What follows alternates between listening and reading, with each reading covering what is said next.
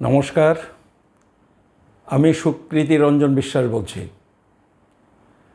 আমরা আগের ভিডিওটাতে আমরা বলেছিলাম যে কংগ্রেসের যে ইশতেহার, কংগ্রেসের ২২৪ লোকসভা নির্বাচনের যে ইশতেহার, সেই ইশতেহারের যে মোট ৩৫টা বিষয় নিয়ে এই ইশতেহারে উল্লেখ করা হয়েছে, প্রতিশ্রুতি দেওয়া হয়েছে, সেটা নিয়ে আলোচনা করব। আসলে আমরা আগের ভিডিওটাই ইশতেহারের এই মূল কথা নিয়ে আলোচনা করবার জন্যই শুরু করেছিলাম, কিন্তু আমাদের গ্রামে একটা কথা আছে, সেই ঠোঁট ফোলাতে ফোলাতে কান্দার সময় পার হয়ে যায়। তাই ইশতেহার নিয়ে কিছু এলোমেলো কথা বলতে গিয়েই আমাদের সময় পার হয়ে গেল, প্রায় 40-50 মিনিট সময় পার হয়ে গেল। ইশতেহারে কি আছে সেটা নিয়ে আর বলার আমরা সুযোগ পাইনি। ইশতেহারে আগের ভিডিওটাতেই বলেছি যে কংগ্রেসের ইশতেহারটা এবার একটা যুগান্তকারী ইশতেহার তৈরি হয়েছে। আমরা কংগ্রেস দল বলতে যা বুঝি, কংগ্রেসের যা অতীত, কংগ্রেস সরকারের যে অতীত ক্রিয়াকলাপ, চিন্তা চেতনা, ভাবনা, অনুশীলন, এবারের এই যে ইশতেহার, এই ইশতেহার দেখে মনে হচ্ছে যে কংগ্রেস একটা বড় বাঁক তারা নিয়েছে, দিক পরিবর্তন করেছে, এবং এই দিক পরিবর্তনের কিছু আভাস রাহুল গান্ধীর এই যে দুটো পদযাত্রা, এই পদযাত্রার মধ্যে আমরা দেখেছিলাম। আমরা জানি নেহেরু পরিবারের রীতিনীতি, ঐতিহ্য সম্পর্কে আমরা জানি। সেই পরিবারের একজন রাহুল গান্ধী, তিনি 4000 কিলোমিটার পায়ে হাঁটবেন, এইটা বোধহয় ভারতবাসীর কোনো হিসাবের মধ্যে ছিল না। রাহুল গান্ধী কেন? আমার মনে হয় ভারতের রাজনীতিতে সমস্ত দল মিলিয়ে বহু নেতানেত্রী আছেন, কারুরই বোধহয় এক দফায় 4000, পরের দফা যদিও তিনি পদযাত্রা করেননি, মূলত গাড়িতেই ঘুরেছেন, সেটাও কম কষ্টের কথা নয়। একটানা 3 মাস ধরে রাস্তায়, এইটা একটা নূতন। এইটা নূতন শুধু রাহুল গান্ধীর জীবনে, ব্যক্তি জীবনের বিষয় নয়, তার প্রতিফলন আমরা দেখতে পাচ্ছি কংগ্রেসের এই ইশতেহারে।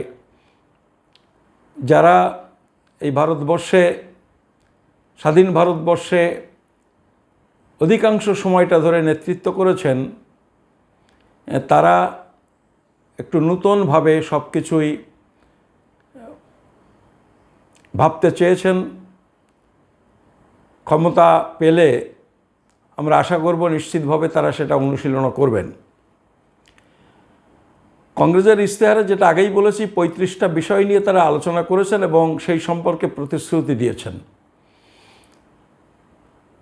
সেই 35টা বিষয়ের মধ্যে তারা 1 নম্বরে রেখেছে সামাজিক ন্যায়।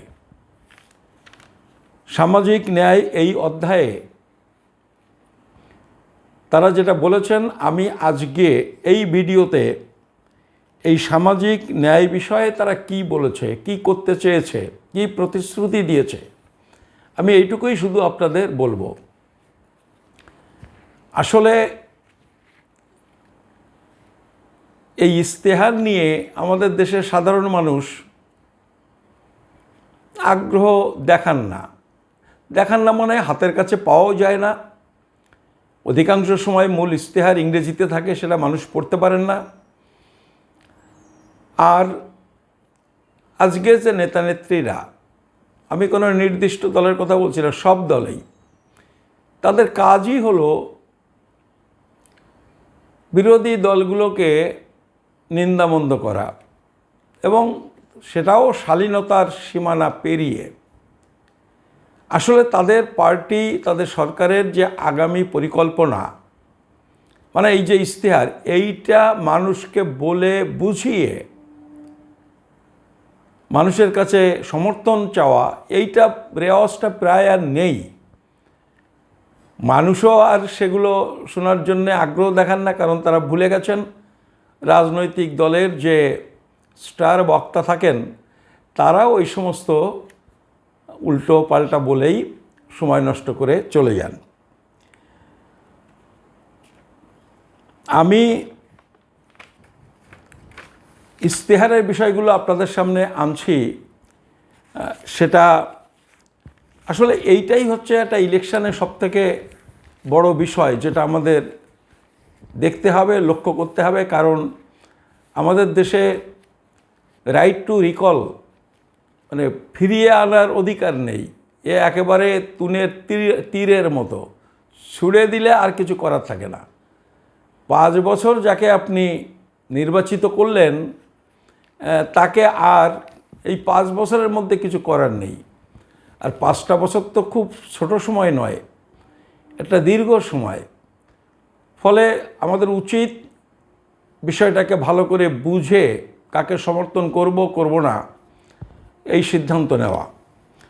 ফলে আমরা কংগ্রেসের এই যে ইশতেহার, যার নাম করেছে ন্যায়পত্র, সেই ন্যায়পত্রের প্রথম বিষয়ে সামাজিক ন্যায়, ওই অধ্যায়টা আপনাদের আমি আমার মতো করে খুব সংক্ষেপে একটু লিখে নিয়েছি, ইংরেজি থেকে একটু লিখে নিয়েছি বাংলায়, সেটা আপনাদের আমি পড়ে শোনাব।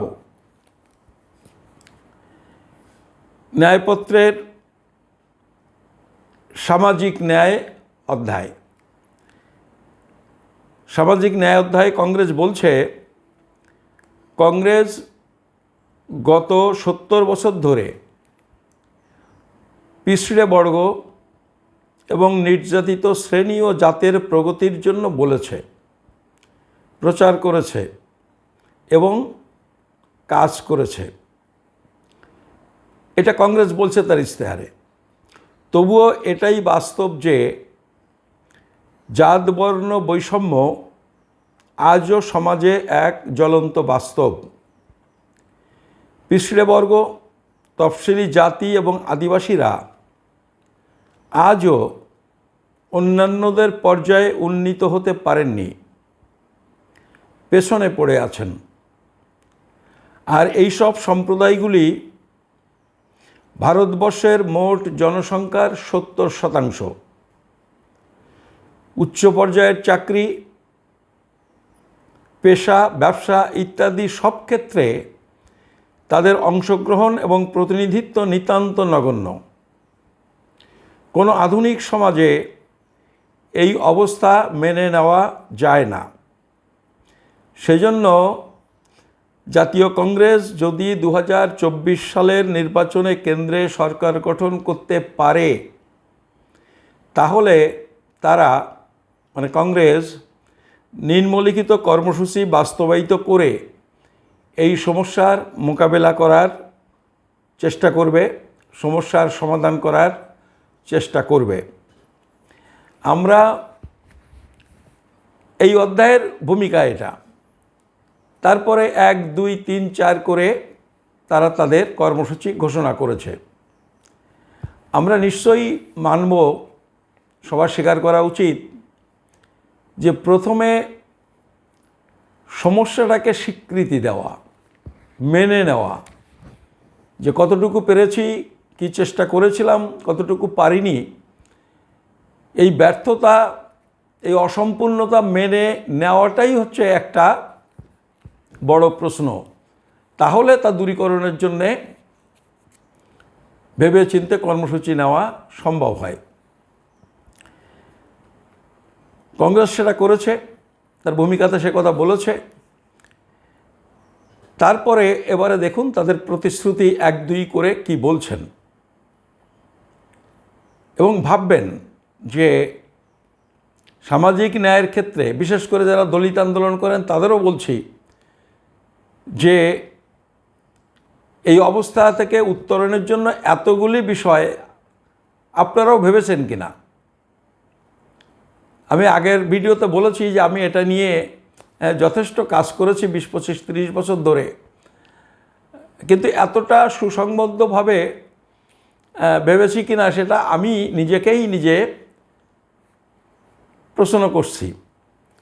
আমার এরকম মনে হচ্ছে, 1, কংগ্রেস দেশ জুড়ে আর্থসামাজিক এবং জাত গণনা করতে চায়, যাতে বিভিন্ন অংশের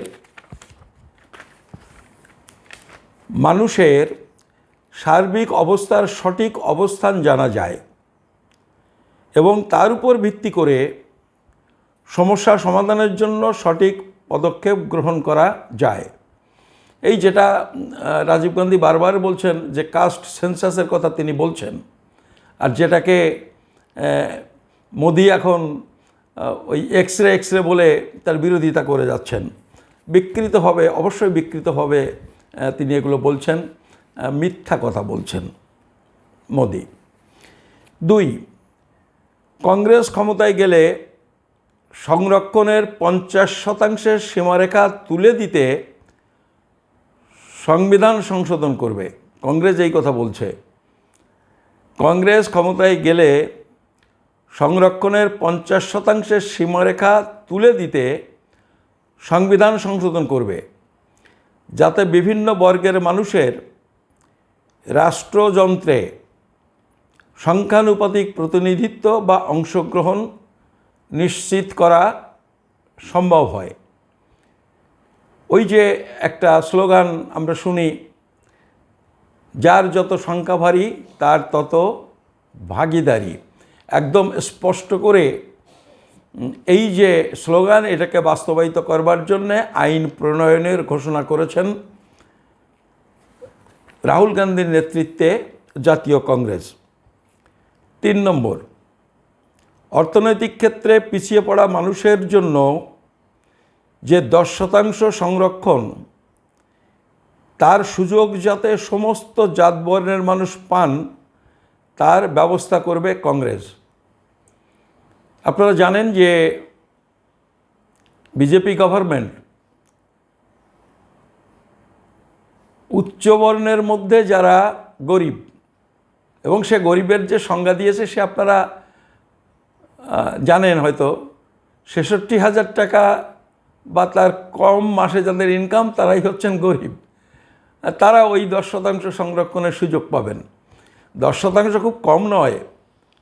আমাদের দেশে শিডিউল ট্রাইবরা পান 7.5% সংরক্ষণ, তফসিলিরা পান 15% সংরক্ষণ। আমি দেশের কথা বলছি, ভারতের কথা বলছি। আর উচ্চবর্ণের এই গরিব মানুষের জন্য সংরক্ষণ করেছে বিজেপি 10%। আবার অত্যন্ত দুর্ভাগ্যজনক এই যে এই উচ্চবর্ণের যে সংরক্ষণ, এই সংরক্ষণের জন্য সবথেকে বেশি ওকালতি করেছেন, দাবি তুলেছেন দলিতদের সংগঠন বিএসপির নেত্রী মায়াবতী, যেটা বিজেপি কার্যকরী করেছে। তো সেইটা এখন অবধি যেটা কার্যকরী হচ্ছে সেটা উচ্চবর্ণের গরিব মানুষেরা পান। কংগ্রেস বলছে এই 10% কোনো বর্ণ থাকবে না, এখানে তফসিলি জাতি, আদিবাসী, ওবিসি সমস্ত মানুষেরা, যারা গরিব মানুষ, তারা এই 10% সংরক্ষণের সুযোগ পাবেন, এর আওতায় আসবেন। এটা অত্যন্ত গুরুত্বপূর্ণ ঘোষণা। 4 নম্বর, কংগ্রেস ক্ষমতায় গেলে তফসিলি জাতি, আদিবাসী এবং ওবিসিদের সংরক্ষিত পদে যত ব্যাকলগ বা ঘাটতি পড়ে আছে তা 1 বছরের মধ্যে পূরণ করা হবে। প্রচুর ব্যাকলগ, লক্ষ লক্ষ ব্যাকলগ পড়ে আছে, যেটা তফসিলিদের জন্য সংরক্ষিত। নানা অজুহাতে, যোগ্য প্রার্থীর অভাব, এটা ওটা বলে সেই সংরক্ষিত পদ ফেলে রাখা হয়। তারপরে নির্দিষ্ট পদ্ধতি মেনে এটাকে ডিরিজার্ভ করে উচ্চবর্ণের লোকেরা ঢুকে পড়েন। আপনি জানি যে এই ব্যাকলগ পূরণের একটা স্পেশাল ড্রাইভ হয়েছিল এই কংগ্রেসেরই নেতৃত্বে রাহুল গান্ধীর বাবা রাজীব গান্ধীর আমলে, এবং প্রচুর তফসিলি জাতি আদিবাসী মানুষ চাকরি পেয়েছিলেন। রাহুল গান্ধীর নেতৃত্বাধীন কংগ্রেস আবার সেই তফসিলি জাতি আদিবাসীদের জন্য যে সংরক্ষণ, তার যে ব্যাকলগ ঘাটতি যেটা ফেলে রাখা হয়েছে, সেটা পূরণ করার প্রতিশ্রুতি দিয়েছে 2024 সালের এই লোকসভা নির্বাচনে। 5 নম্বর, সরকারি এবং অধিকৃত সংস্থায় নিয়মিত পদে চুক্তিভিত্তিক নিয়োগ কংগ্রেস বাতিল করবে। আপনারা জানেন এখন স্থায়ী চাকরি, কেউ রিটায়ার করলে পদ খালি হলে সেখানে আর স্থায়ী কর্মচারী নিয়োগ না করে সেখানে চুক্তিভিত্তিতে কম পয়সা দিয়ে এই লোক নিয়োগ করা হচ্ছে। এইটা বলছে এই যে প্রথা, এই প্রথা স্থায়ী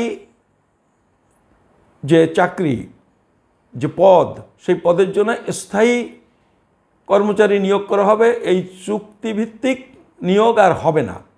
এবং যাদের ইতিমধ্যে চুক্তিভিত্তিতে নেওয়া হয়ে গেছে তাদের চাকরির চুক্তিভিত্তিক নিয়োগ যাদের করা হয়েছে তাদের নিয়মিত ও স্থায়ীকরণ করা হবে, তাদের স্থায়ী করা হবে এবং নিয়মিতকরণ করা হবে। 6 নম্বর,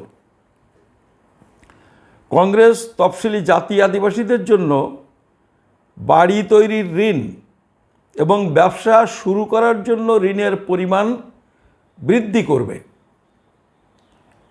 এইটা 6 নম্বরে তারা এই সামাজিক ন্যায় অধ্যায়ে এই প্রতিশ্রুতি দিয়েছে।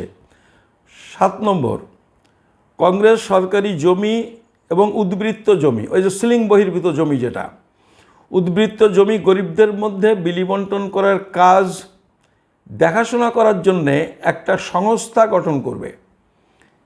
এইটা আছে আইন, কিন্তু এইটা কার্যকরী ঠিকমতো হয় না। সেটাকে যাতে ঠিকমতো কার্যকরী হয় তার জন্য একটা সংস্থা তৈরি করবে কংগ্রেস, এই প্রতিশ্রুতি তারা দিয়েছে।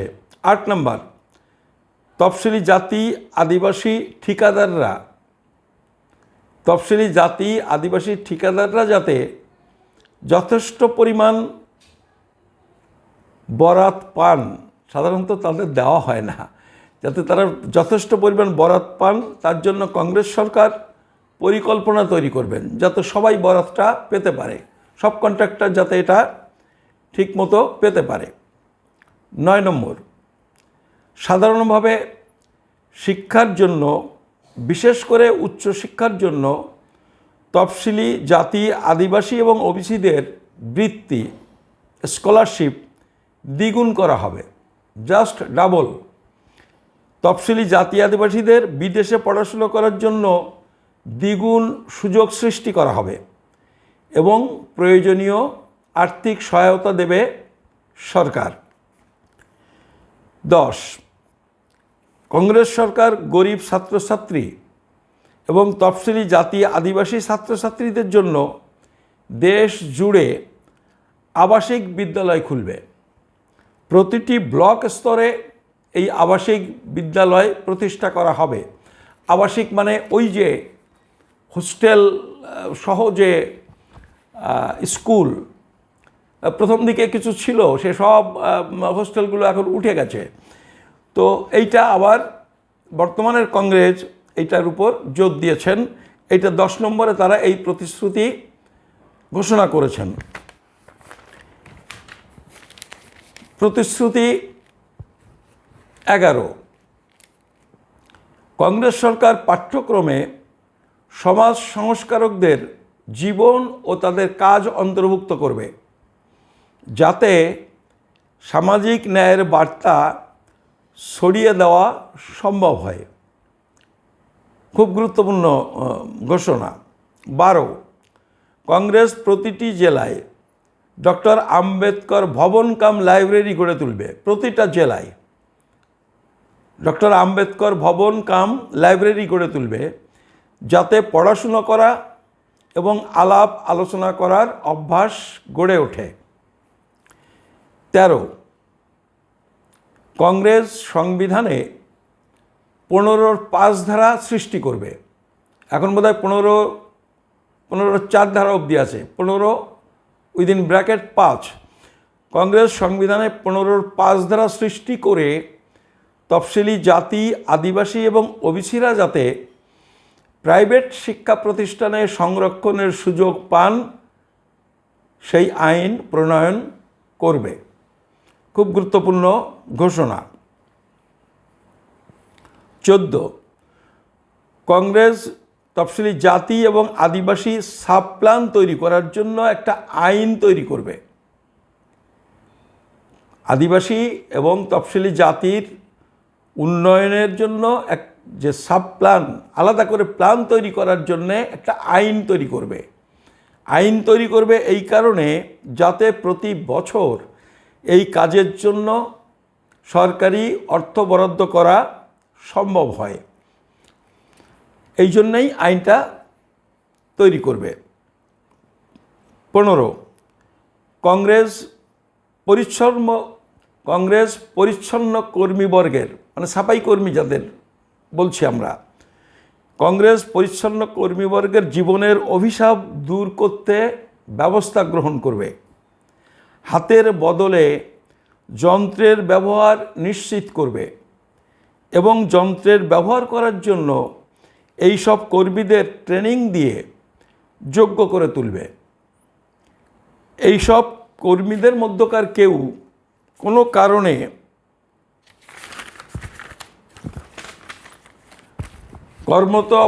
কর্মরত অবস্থায় মারা গেলে তার পরিবারকে 30 লক্ষ টাকা ক্ষতিপূরণের জন্য আইনি ব্যবস্থা করবে। এমনি ঘোষণা নয়, আমি এটা দিলাম ওইটা দিলাম, দিতে চাইলাম দিলাম না, আইন তৈরি করবে কংগ্রেস। খুব গুরুত্বপূর্ণ বিষয়। হাতের বদলে যে মেশিন ব্যবহার করা হবে তা ক্রয় করার জন্য সরকার যথেষ্ট টাকা দেবে। 16, prevention of SC/ST atrocities act 1989, এটা আছে আমরা জানি, কিন্তু থানায় গেলে এই অ্যাক্টে কেউ অভিযোগ নেয় না। এই জন্যে কংগ্রেস তার 16 নম্বরে প্রতিশ্রুতি দিয়েছে, prevention of SC/ST atrocities act 1989 সঠিকভাবে কার্যকরী করার ব্যবস্থা গ্রহণ করবে। প্রতিটি রাজ্যের রাজধানীতে হেল্পলাইন চালু করা হবে এবং নিপীড়িতকে, ভিকটিমকে আইনি সহায়তা দেবে সরকার। খুব গুরুত্বপূর্ণ ইস্যু। 17, বর্তমানে নির্দিষ্ট এলাকার বাইরেও নতুন শিডিউলড এরিয়া ঘোষণা করা হবে, যেসব এলাকায় আদিবাসীরা বেশি সংখ্যায় বসবাস করেন। কিছু নির্দিষ্ট এলাকা আছে, এর বাইরেও যেসব এলাকায় আদিবাসীরা, এটা আদিবাসীদের জন্যে, আদিবাসীরা মেজরিটি, আবার নতুনভাবে সেই সব এলাকাকে শিডিউলড এরিয়া বলে ঘোষণা করা হবে। 18, ফরেস্ট রাইট অ্যাক্ট 2006 সঠিকভাবে কার্যকরী করার জন্য জাতীয় মিশন গঠন করা হবে। এটাও মূলত আদিবাসীদের প্রয়োজনে। 19, ঝুলে থাকা FRA ক্লেম 1 বছরের মধ্যে নিষ্পত্তি করা হবে, আর রিজেক্ট হয়েছে যে ক্লেমগুলি সেইগুলি রিভিউ করা হবে 6 মাসের মধ্যে। এটা 19 গেল। 20 নম্বর প্রতিশ্রুতি, central panchayat extension to scheduled area act 1996 এর সাথে সামঞ্জস্য রেখে কংগ্রেস ভিলেজ কাউন্সিল এবং অটোনমাস ডিস্ট্রিক্ট কাউন্সিল গঠন করবে। খুব গুরুত্বপূর্ণ ঘোষণা। 21 শিক্ষা প্রতিষ্ঠানগুলিতে যে পক্ষপাতিত্বের শিকার হন দলিত এবং পিছড়ে পড়া বর্গের ছাত্রছাত্রীরা, তা আটকাতে কংগ্রেস আইন প্রণয়ন করবে এবং সেই আইনের নাম হবে রোহিত ভেমুলা অ্যাক্ট। আপনারা রোহিত ভেমুলার যে ট্র্যাজেডি আপনারা সেটা জানেন। সেই রোহিত ভেমুলার নামে, দলিত ছাত্র রোহিত ভেমুলার নামে এই অ্যাক্ট তৈরি হবে, যাতে শিক্ষা প্রতিষ্ঠানগুলোতে বিশেষ করে উচ্চশিক্ষার ক্ষেত্রে দলিতদের উপর যে অত্যাচার হয়, নিপীড়ন হয়, সেটাকে রোধ করার জন্যে। 22 কংগ্রেস রেনকে কমিশনের সুপারিশ কার্যকরী করবে এবং নোমাডিক ট্রাইব এবং ডিনোটিফাইড ট্রাইবদের ফ্রি এডুকেশনের ব্যবস্থা করবে। অনেকগুলি ঘোষণা আদিবাসীদের জন্যে। 23 কংগ্রেস ডাইভার্সিটি কমিশন গঠন করে সরকারি এবং বেসরকারি চাকরি ও শিক্ষাক্ষেত্রে বৈচিত্র্যের বৈশিষ্ট্য সম্পর্কে খোঁজখবর নেবে এবং দেখাশুনো করবে আর তাতে উৎসাহ দেবে। অর্থাৎ বৈচিত্র্যকে, ভারতের যে ট্র্যাডিশন, বৈচিত্র্যের মাঝে ঐক্য, যেটা আমরা বলে থাকি যে ভারতের ঐক্যবদ্ধতার যে সূত্র, সেই বৈচিত্র্যকে উৎসাহ দেবে। এই 23টা পয়েন্ট তারা সামাজিক ন্যায় অধ্যায়ে রেখেছে। তারা ক্ষমতায় গেলে এগুলি কার্যকরী করবে বলে প্রতিশ্রুতি দিয়েছে।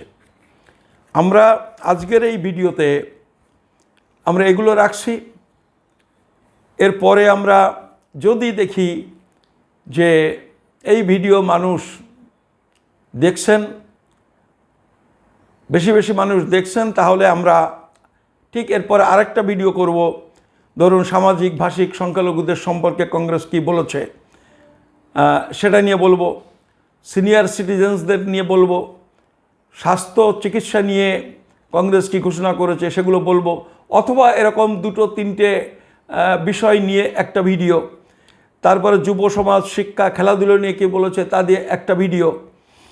নারী সমাজ, কৃষক ও কৃষি, মৎস্যজীবী সম্প্রদায়, তাদের নিয়ে একটা ভিডিও। এরকম করে 25-30 মিনিটের মধ্যে হয় এরকমভাবে আমরা কংগ্রেসের এই যে